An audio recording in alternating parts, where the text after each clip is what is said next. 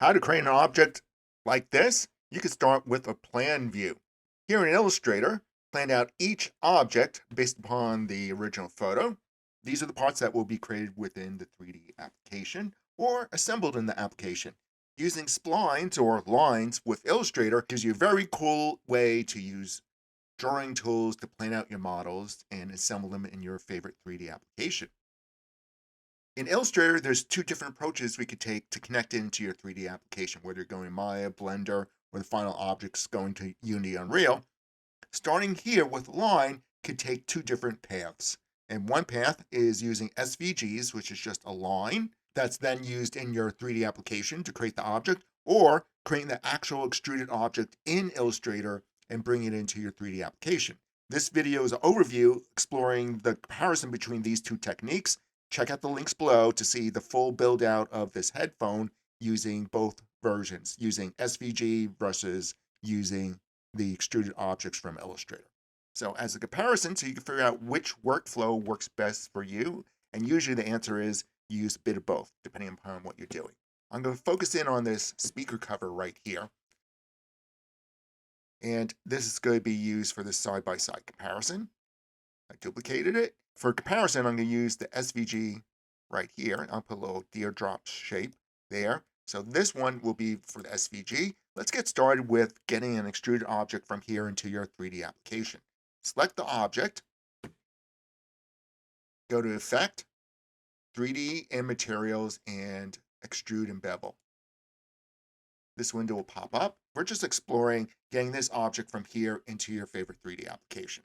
You can do a lot of cool effects in Illustrator. That's not the focus of this video. Check out one of my other videos where I'll cover that very soon. The only thing you might want to change may be the thickness of the object right up here. And we'll leave everything else as is because, again, it's a side-by-side comparison.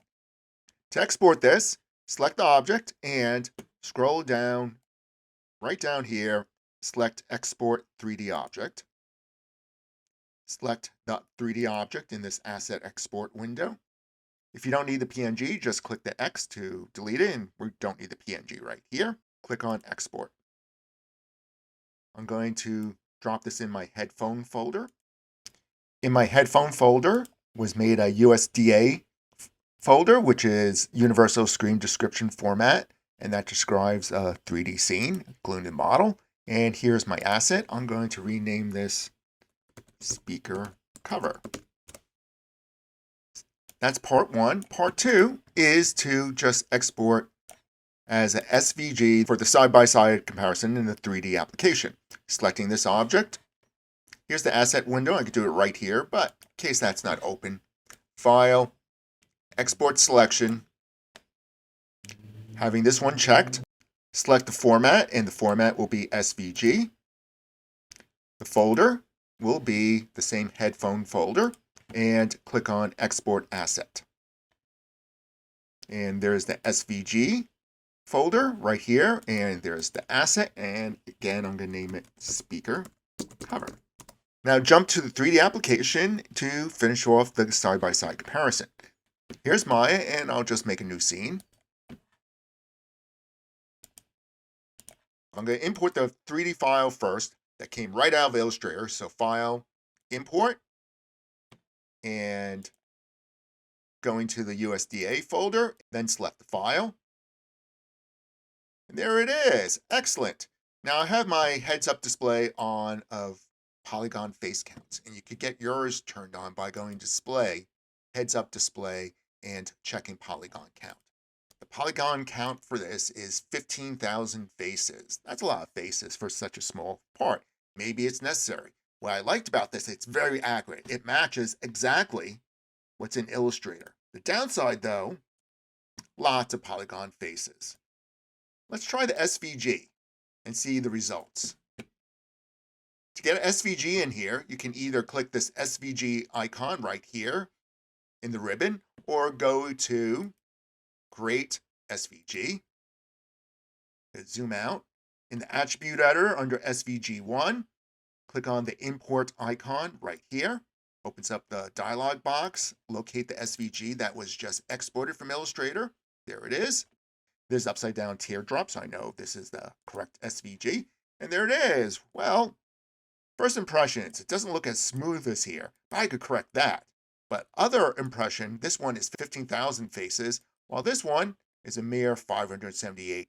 When creating video games or just wanting to have the flexibility to grow your own models, less faces is a lot better to start out with. To make this a lot smoother, because right now you can see the smoothness is way off on this one. Go to the SVG1 tab into Attribute Editor. If you don't see the Attribute Editor, Control-A, toggle Control-A to get there. Then select the Geometry tab and increase the resolution. All right, that's a lot smoother. It does increase the polygon count to 1,400 faces, 1,400 compared to this, which is still 15,000 faces. So there is a big difference.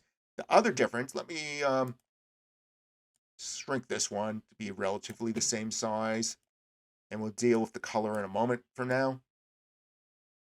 Well, you can see that from geometry point of view, again, this one on the left, well, on the left here, but on the right here, you can see the SVG one has a lot less faces, a lot easier of a structure that also to kind of change. This one's already kind of locked into its form because there's so many faces there.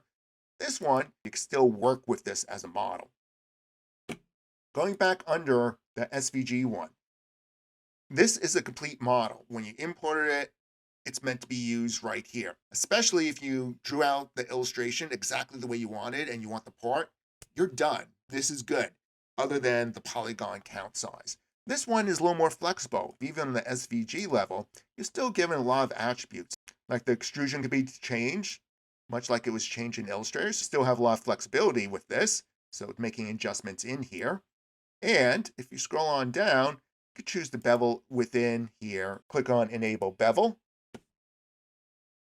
So within here, you can still have a lot of flexibility to adjust the object. Now this bumped up this object to 23,000 faces.